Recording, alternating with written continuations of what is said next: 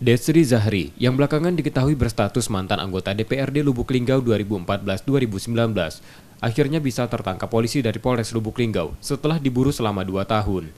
Tersangka terseret kasus peredaran narkoba 2 tahun lalu itu, masuk daftar pencarian orang Polres setempat setelah melarikan diri ke Jawa Barat.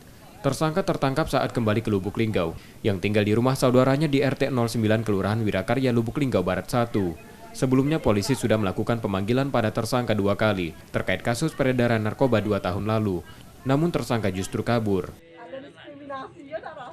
Kasus DPO yang kita ungkap ya, dari tahun 2019 dan bisa kita amankan yang bersangkutan kaitannya dengan bandar narkoba ya, atas nama DZ alias Kucut.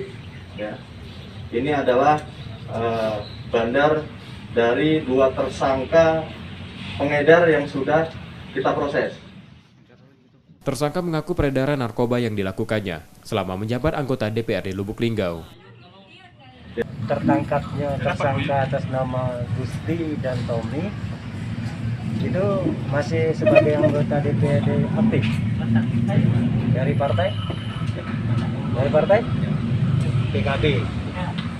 Pada waktu itu barang bukti yang dikasihkan dengan si Tommy itu berapa banyak? Video.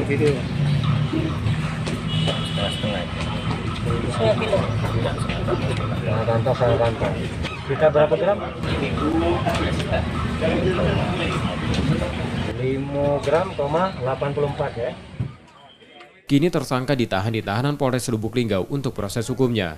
Sukma Aldino, Kompas TV, Lubuk Linggau, Sumatera Selatan.